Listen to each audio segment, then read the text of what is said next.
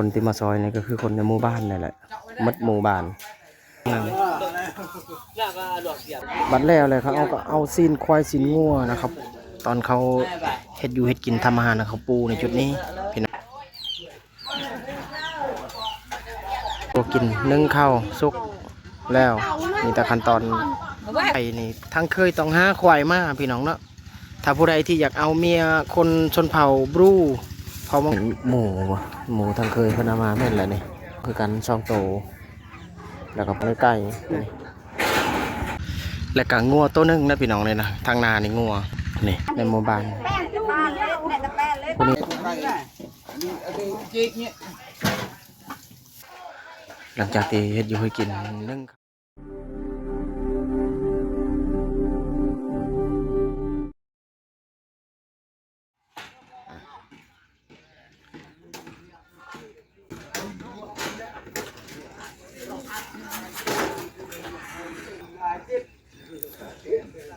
กำลังอยู่ในสถานที่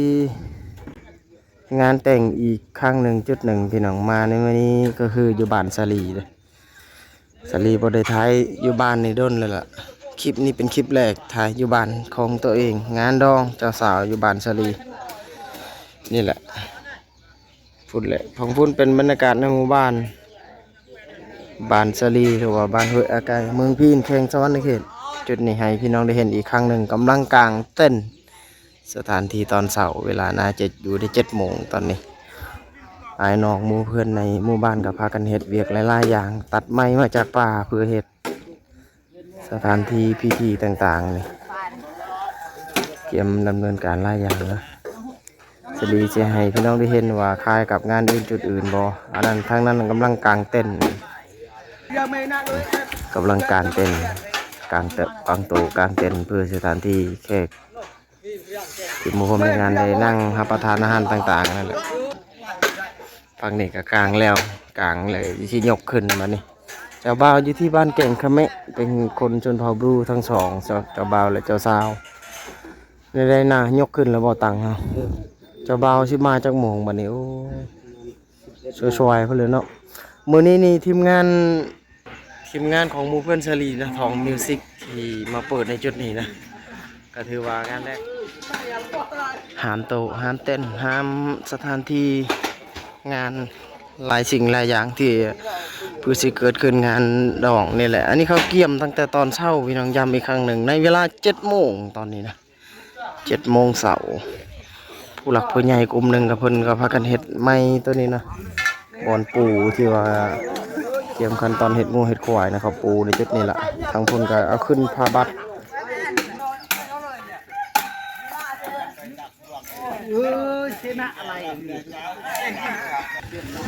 เพื่อนจะเศร้านะเพื่อนล้างหนีแล้วพี่น้องเนาะนี่ให้พี่น้องเข้าใจนำกันบ้านสลีมาเบิ้งทางเพื่อนขู่อันนี้ก็เพื่อนก็เกี่ยมมาหันอยู่เด้นี่แหละเจ้าภาพผู้นี้แหละพ่อของเจ้าสาวผู้ย่างทั้งหน้าอันนั้นแหละพี่น้องอันนี้นี่ทางนี้เพิ่นเกี่ยมนะอาหารไม่ครัวแผนกผู้หญิงผู้ชายเกี่ยมอาหารหลายอย่างคนนี้เพิ่นน่าจะเฮ็ดอาหารครัวแบ่อยู่เพิ่นครัวแบ่นี่ดิเพิ่นน่าจะครัวแบ่อยู่นี่แหละบ้านอื่นสิก็เห็นหลายต่อหลายอย่างกันทำอยู่เฮ็ดกินอาหารหลากหลายสิเกี่ยม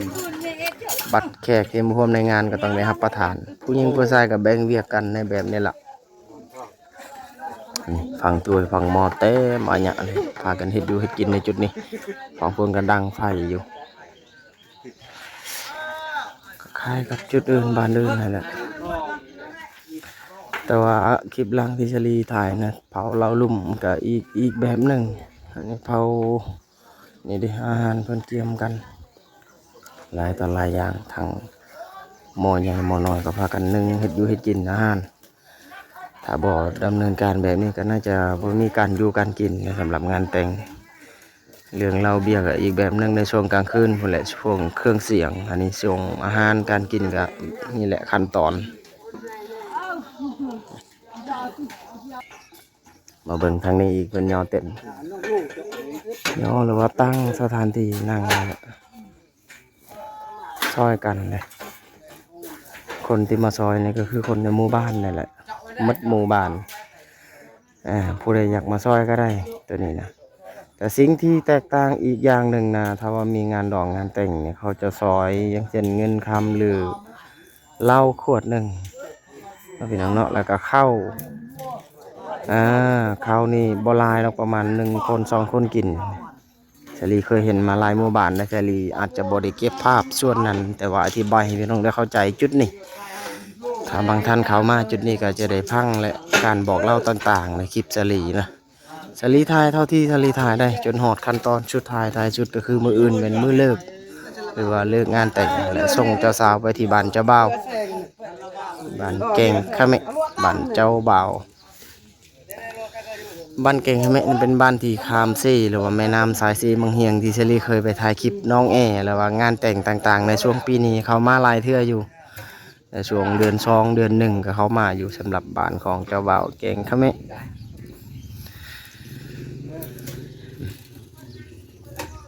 นี่อายพอเท่าเพิ่นก็พากันเฮ็ดเกี่ยวกับอันไม้ตัวนี้ดำเนินการเพิ่นไปตัดมาไต่ป่าเลยหลายหมู่บ้านนะคนชนเผ่าพากันเฮ็ดผ้ากระตาดเดี๋ยวตอนแล้วสิริอัปเดตหลายตอนเนี่ย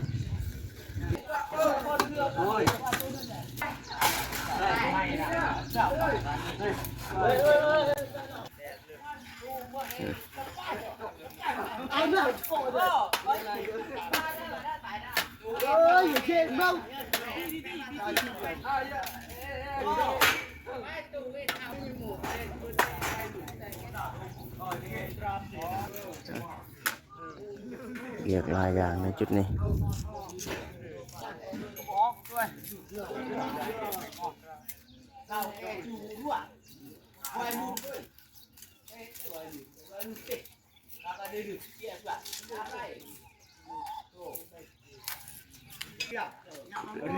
บางแต่มึงน้องอยู่ปะลุดๆอีก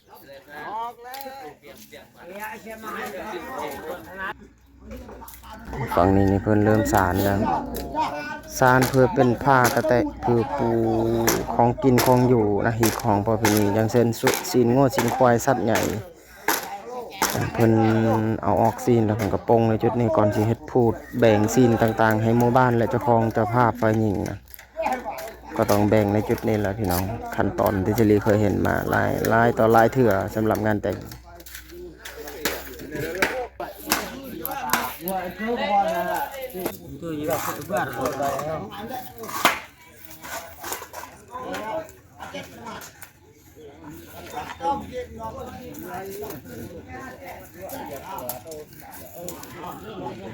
นี่แหละเวียกเนาะผู้ใหญ่บางส่วนอ้ายในหมู่บ้านบางส่วนก็พากันเฮ็ดในจุดนี้พากันเฮ็ดจนแล้วถือว่าสำเร็จเสร็จสิ้นสำหรับเกี่ยมงานต่างๆดำเนินการนี่ก็อยู่ในพิธีต่างๆศีลงัวศีลควายก็แบ่งในจุดที่พ้นศาลนั่นนี่แหละพี่น้องเนาะเดี๋ยวเห็นนำกันช่วงแต่ละอย่างแต่ละจุดเท่าที่สรีทายทำได้และเก็บภาพได้ถ้าบอกคาเวียก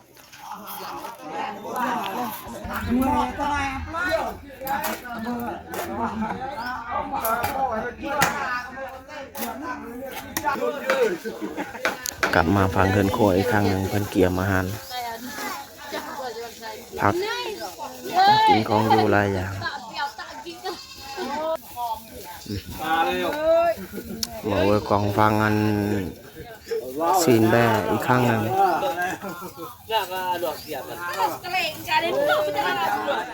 นี่แหละเป็นเหตุการณ์แบบนี้แหละอันนี้ขั้นตอนใกล้สิแล้วอันนี้3 แผ่นหรือ4 แผ่นอันนี้แผ่นที่1แผ่นทั้งนี้บัดแล้วเลยเขาเอาซีนควายซีนงัวนะครับตอนเขา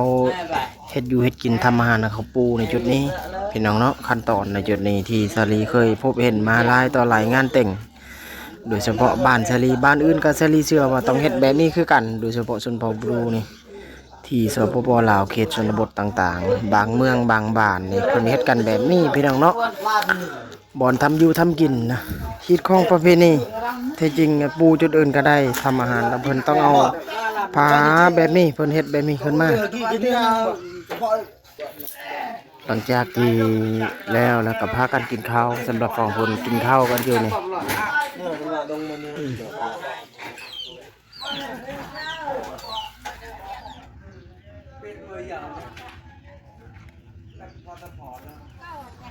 ตัดภาพมาจุดนี้แต่งโยครัวกินนึ่งข้าวสุก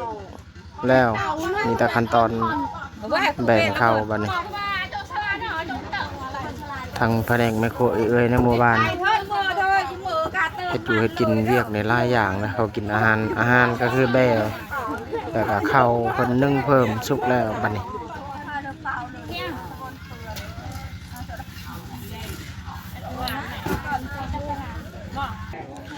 ตอนนี้นี่ทางเคยนี่มาแล้วเด้อพี่น้องนะ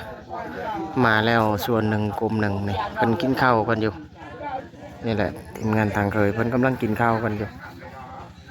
เจ้าบ่าวก็มาแล้ว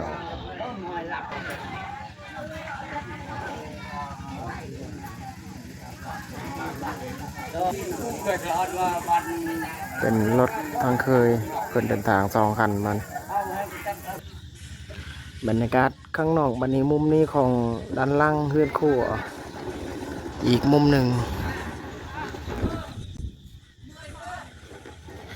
มาเบิ้งฟังนี้อีกพี่น้องอันนี้ควายเลยควายที่ทางเคยเพิ่นมอบให้นี่แหละสิ่งที่สำคัญอย่างหนึ่งก็คือควายนี่ทางเคยต้องหาควายมาพี่น้องเนาะถ้าผู้ใดที่อยากเอาเมียคนชนเผ่าบรูเผ่ามังกรต่างๆนี่ต้องหาควายมา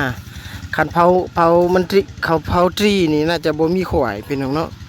ตามตีสลีได้เคยเห็นเขตเมืองเซโปนและเมืองพีนในส่วนหลายเป็นเผามังกรนี่ต้องหาควายมาประมาณนี่แหละส่วนหลายซื้อนี่ก็น่าจะอยู่ใน6-7 ล้านนี่แหละตัวนี้นี่แหละพี่น้องสิ่งหนึ่งที่สำคัญเลยที่อยากให้พี่น้องได้เข้าใจนํกันการเอาลูกเอาเมียกันเจ้าบ่าวหลักๆเลยต้องเกี่ยมควายและงัวตัวหนึ่งหมูไก่หมูนี่จะมีอยู่ประมาณ2 โตตามที่ของที่สลีเคยเห็นมาแล้วก็ไก่นี่ประมาณ12 โตนะพี่น้องนะเรื่องเงินก็อีกแบบนึงแต่ว่าเงินในต่างๆนี่บ่มีส่วนหลายสลีเคยเห็นมาแล้วของราคาเนี่ยก็อยู่ใน10หรือ10ปลายล้านประมาณนั่นแหละแล้วของราคาเรื่องค่าดอกต่างๆพี่น้องเนาะตามที่สลีเคยเห็นโดยเฉพาะเขตหมู่บ้านสลีแหละบ้านไก่เคียงในเขตเมืองพีนนี่พี่น้องเนาะถ้าเป็นเล้าลุ่มในเขตภูไทยก็อีกแบบนึงกับแตกต่างกันเล็กน้อยแต่ส่วนไรควายงัวเนี่ยต้องกินเป็นหลักเลยพี่น้องเนาะเราเบี้ยก็อีกแบบนึงมัวเมาการลิ้นการพรก็อีกแบบนึงเรื่องเครื่องเสียงเรื่องตู้ก็อีกแบบนึงพี่น้องนะให้พี่น้องเข้าใจนำกันทริปนี้เต้นสุดอันนี้เสียกลางเต้นอีกสุด2 สุดแล้วแกงนั่นตั้งเมื่อเสาร์ก็จะตั้งสุดที่3เลยอันนี้นะคนน่าจะมาหลายเสียกลางเต็นทีมงานแล้วก็ตัวนี้สัตว์น่าจะเป็นหมูทางเคยเพิ่นเอามาแม่นแหละนี่ตัวนี้ก็หมูคือกัน2 โตแล้วก็พร้อมกับไก่ในของในไก่ตัวนี้เพิ่นเอาไปแล้วเชื่อไปเฮ็ดนั่นบัดนี้ขั้นตอนทางเคยเพิ่นมอบให้แล้วไปวันนี้ไก่ตัวนี้ไก่นี่น่าจะ10 กว่าโตพุ่นแหละสิเอาไปเฮ็ดเลยได้บัดนี้เลยหลังจากที่เพิ่นมอบแล้วเรียบร้อยมีตังหมูและไก่นี่แหละขั้นตอนนะพี่น้องเนาะพร้อมกับควายพร้อมควายก็อยู่ทางพุ่นและควายเพิ่นมัดไว้ในต้นใหม่นะมื้ออื่นเป็นมื้อกินควายนะพี่น้องนะแต่ว่าไก่นี่ต้องดำเนินการมื้อนี้ไก่นี่เพิ่นดำเนินการมื้อนี้ไก่นี่น่าจะหลายโตเติบมันเลยนี่อยู่นี่น่าจะ10 กว่าโตในคอกที่ทางเคยจะพาไฟทรายเพิ่นเอามาให้จะพาไฟยิ่งคนชนเผ่านี่ต้องทุกงานแต่งต้องมีไก่และหมูต่างๆพี่น้องเนาะขั้นตอนอาหารการอยู่การกินรับผิดชอบในงานก็อีกส่วนหนึ่งอันนั้นเป็นเวียกของเจ้าภาพไฟยิ่งเพิ่นอาจจะกินงัวหรือกินแบหรือกินอีหยังต่างๆที่ทางเจ้าภาพไฟยิ่งเพิ่นตอนรับแขกที่มาร่วมในงานแต่ว่าทางเคยต้องเอามาตัวนี้อีกของพิธีประเพณีต้องมี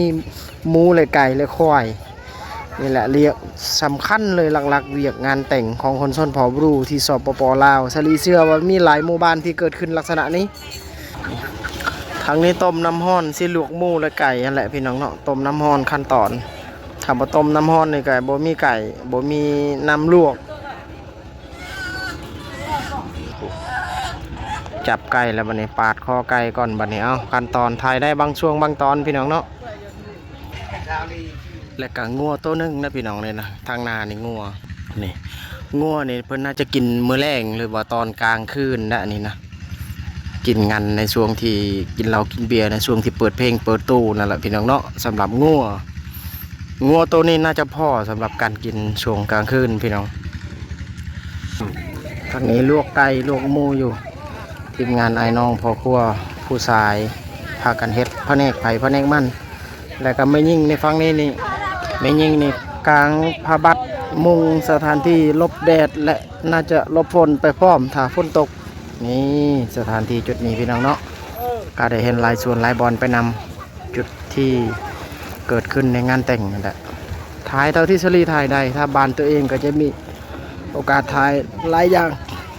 หลายมุมหลายภาพไปนำแต่เป็นบ้านอื่นก็จะมาแต่ช่วงตู้มาอันนี้ตู้ยังบ่ทันมาเลยย้ำอีกครั้งหนึ่งตู้เครื่องเสียง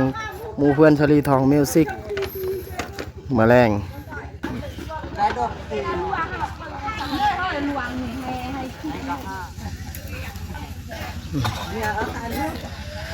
หลังจากที่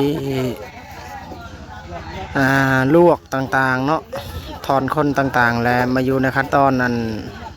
สำเร็จออกเป็นชีนแล้วก็ต้มแล้วแบบนี้เลยหลายๆอย่างขั้นตอนพี่น้อง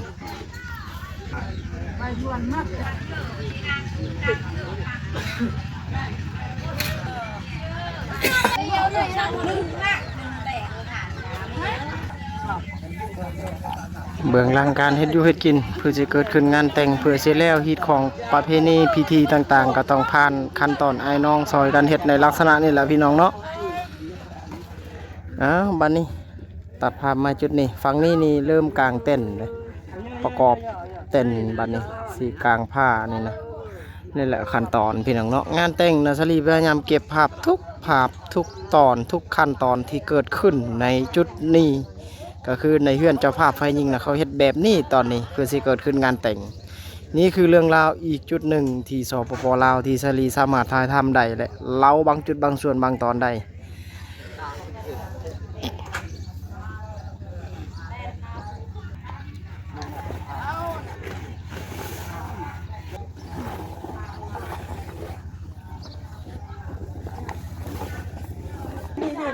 อยู่ในขั้นตอนย่อเต้นบัดนี้ย่อเต้น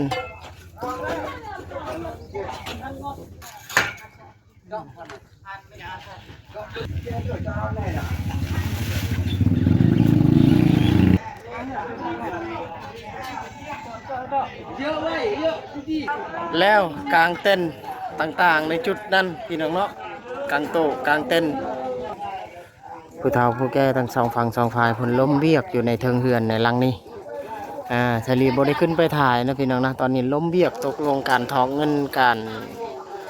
ดำเนินการต่างๆอะไรคนไล่ในเทิงเฮือนในชลีบ่ขึ้นไปถ่ายเอาให้พี่น้องได้เห็นภาพนี้ประมาณนี้ก่อนตอนนี้เพิ่นเอาลงกาบมะพร้าวตัดกาบมะพร้าวหรือว่ามะพร้าวคนตัดเพื่อเอาไปเฮ็ดประดับประดาหน้าวิธีพี่น้องทางพุ่นเลยคนตัดเลยนี่เคยโอ้หอนๆเลยเนาะเอาแล้วเพิ่นจะตกแต่งอย่างเช่นประตูสถานที่ถ่ายรูปต่างๆนะชลีเคยเห็นนี่แหละงานแต่งซองกาบเพิ่นสิตกแต่งเพิ่มเริ่มสานกาบมะพร้าวเรื่อยๆในหมู่บ้านผู้นี้นี่เจ้าสาวนะพี่น้องผู้นี้เลยผู้ใส่เสื้อนี่สีเจ้าสาว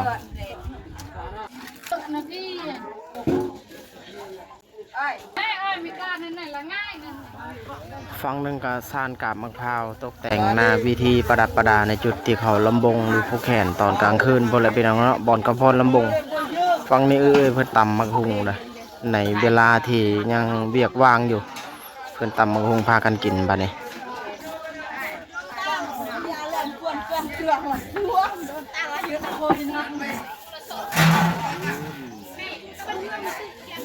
ขณะที่ทางพุ่นเป็นสานกาบมะพร้าวอยู่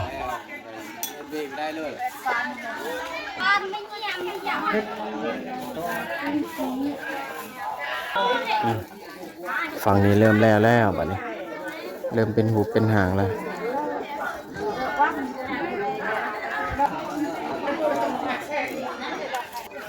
ทางนี้เริ่มนึ่งเขาเพิ่มอีกแล้วนี่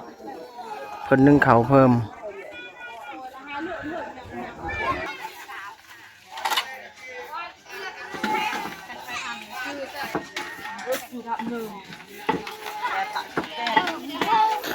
มาเบิ่งกันนึ่งเขา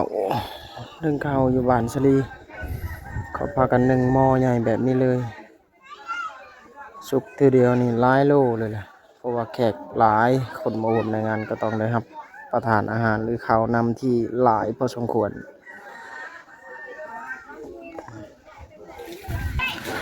ฝั่งนี้รถมาส่งน้ำก่อนน้ำแข็งมาส่งน้ำก่อนน่าจะเมืองพอแหละนี่ทางน้ำก่อนใหญ่อากาศร้อนพี่น้องต้องเอาน้ำของน้ำแข็งมานั่นเพื่อกินเหล้าเมาสุราก็ใส่น้ำแข็งบัดนี้น้ำก่อนน้ำแข็งนี่เลยทางนี่500,000 กีบคุณจ่ายเงินเมื่อกี้500,000 กีบทางพุ่นก็เริ่มจัดโต๊ะจัดตังเลยพี่น้องย้ายโต๊ะย้ายเต้นนะเมื่อกี้นะจัดโต๊ะจัดตัง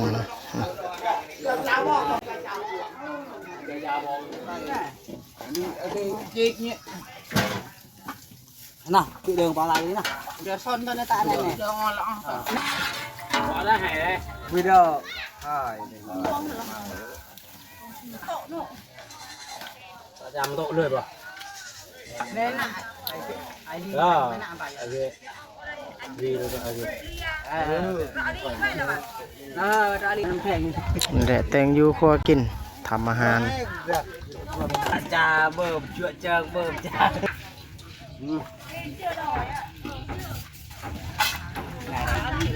anh định này kìa giờ chú bò thì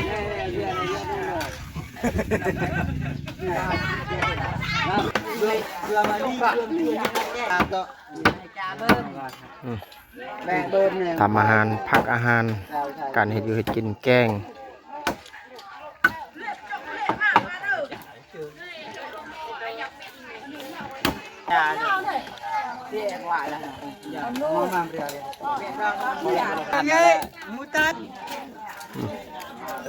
ปรุงอาหารทำอาหาร luộc ra bà đeo đây lại chạy cùng đấy nào đi sang tại các bạn ฝั่งนี้สวยเข้าหลังจากที่เฮ็ดอยู่เฮ็ดกินนึ่งข้าวต่างๆสุกอยู่ในขั้นตอนดำเนินการเพื่อได้รับประทานอาหารต้องได้ปรุงอาหารปรุงหยังหลายๆอย่างเข้าดังเส้นนี่หลักๆเลย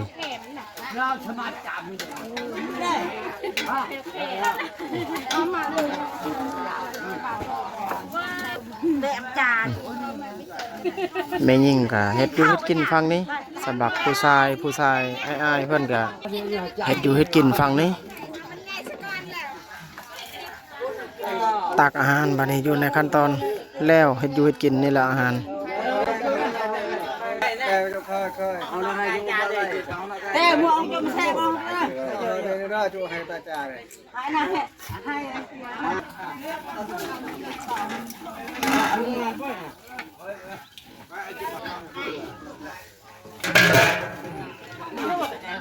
Rằm đã phải mà cái lót. vậy cho thằng ba cho mưa rằm một tên ฝั่งนี้กินแล้วบัดนี้ Đấy, sao kêu đây cho đồ vào em กินข้าวกันบัดนี้ไก่หมูกำลังอยู่ในขั้นตอนตักอาหารย่อให้แขกจะพาไฟสายได้รับประทานอาหารส่วนนี้ยอบอาหารทั้งโต๊ะทั้งเต้นพอแหละพี่น้องเนาะ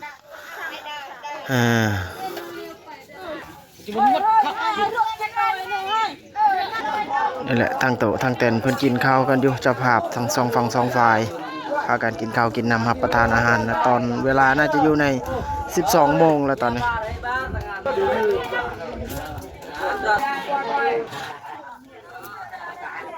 แล้วก็ฟังนี่พ่นสารกาบมะพร้าวนี่แล้วเด้อพี่น้องพ่นสารนี่2 แผ่น ตัวนี้เป็นเพิ่นประดับประดาวิธีอย่างเช่นตกแต่งนะก็คือหนาวิธีนั่นแหละว่าบอนทางประตูเข้าก็แม่นแต่ว่าตัวนี้นะหลายงานบางงานก็เฮ็ดบางงานเพิ่นก็บ่ได้เฮ็ดขึ้นมาถ้าเบิ่งตอนพุ่นแหละตั้งตู้จะได้เห็นอันนี้นะรถไถนานี่เพิ่นไปเอาเพื่อทำอาหารน้องๆเพิ่นก็กินข้าวบัดนี้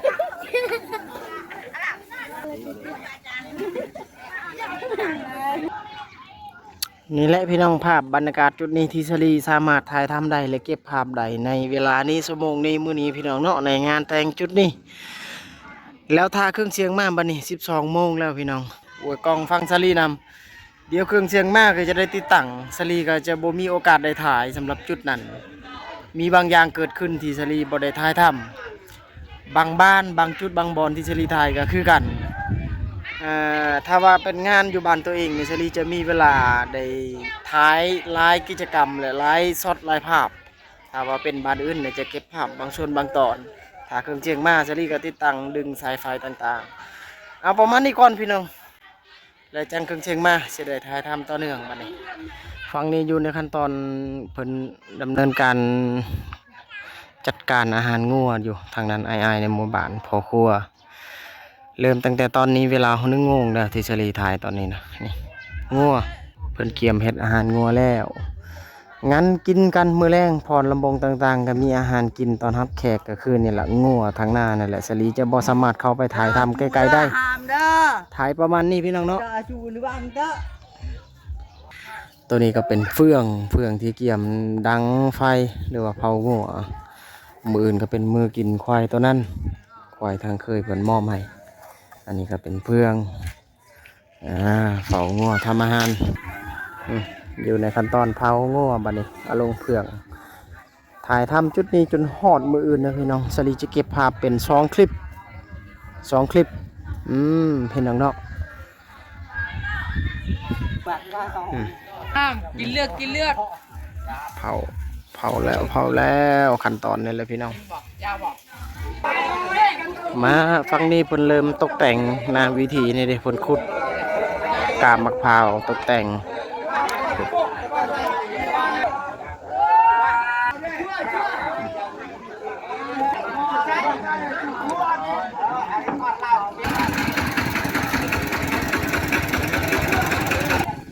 ฝั่งนี้ก็งัวบัดนี้ฝั่งนั้นก็สถานที่ลำบง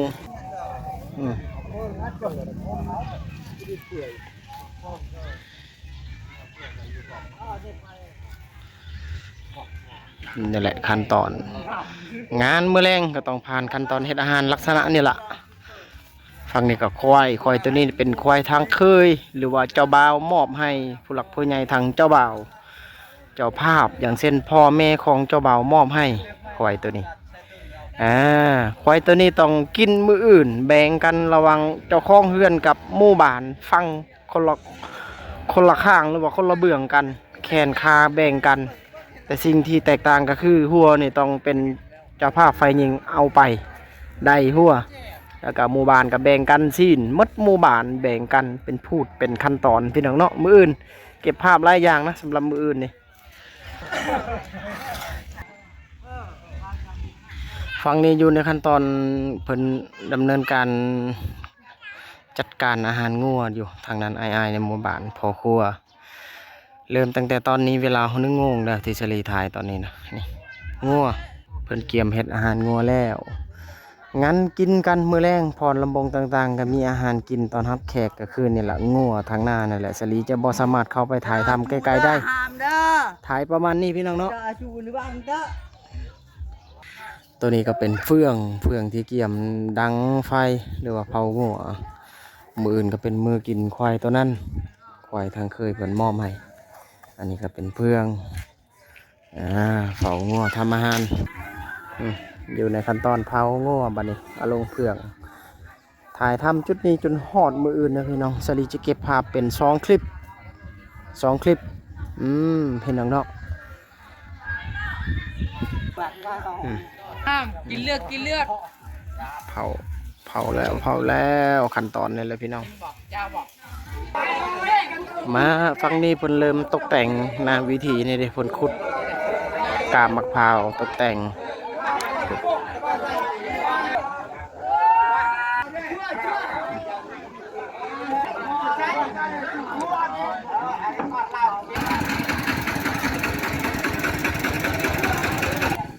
ฝั่งนี้ก็งัวบัดนี้ฝั่งนั้นก็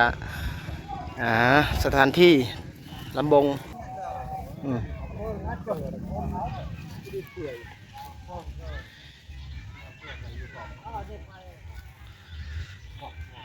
นี่แหละขั้นตอนงานมื้อแรงก็ต้องผ่านขั้นตอนเฮ็ดอาหารลักษณะนี่แหละฝั่งนี้ก็ควายตัวนี้เป็นควายทางเคยหรือว่าเจ้าบ่าวมอบให้ผู้หลักผู้ใหญ่ทางเจ้าบ่าวเจ้าภาพอย่างเช่นพ่อแม่ของเจ้าบ่าวมอบให้ควายตัวนี้ควายตัวนี้ต้องกินมื้ออื่นแบ่งกันระวังเจ้าของเฮือนกับหมู่บ้านฟังคนละข้างหรือว่าคนละเบื้องกันแขนขาแบ่งกันแต่สิ่งที่แตกต่างก็คือหัวนี่ต้องเป็นเจ้าภาพไฟยิงเอาไปได้หัวแล้วก็หมู่บ้านกับแบ่งกันซีนมดหมู่บ้านแบ่งกันเป็นพูดเป็นขั้นตอนพี่น้องเนาะมื้ออื่นเก็บภาพหลายอย่างนะสำหรับมื้ออื่นนี่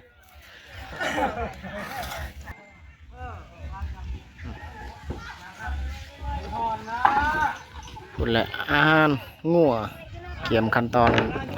เอาออกเป็นซีนเป็นต้นบัดนี้แล้วก็จะได้ผักลาบเผ็ดอยู่ให้กินหลากหลายนะพี่น้องเนาะ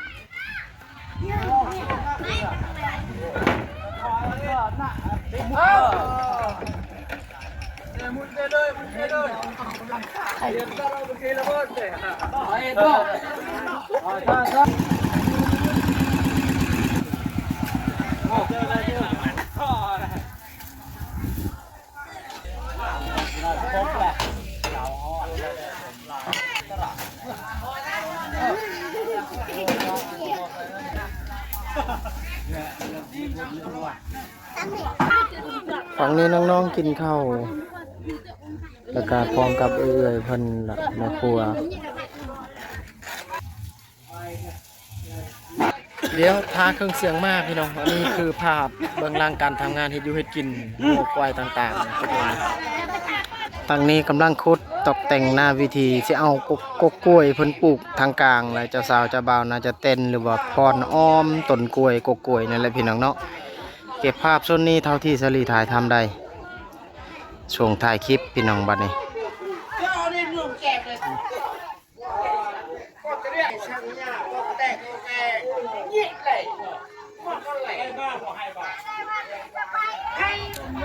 เอาประมาณนี้ก่อนคลิปนี้พี่น้องถ่ายเครื่องเสียงมาก่อนแล้วจังสิได้ถ่ายทำต่อเนื่องเก็บภาพต่อเนื่องจนฮอดมืออื่น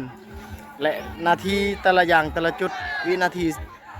สุดท้ายท้ายชุดก็คือมืออื่นนะพี่น้องเนาะเอาประมาณนี้พี่น้องคลิปนี้เจอกันในคลิปที่2ถ่ายต่อเนื่องอยู่บ้านสลีคลิปนี้ย้ำอีกครั้งหนึ่งช่วงถ่ายคลิปงานแต่งงานอยู่บ้านเจ้าสาวก็คือบ้านสลีเอาเจอกันนั่นในคลิปที่2บัดนี้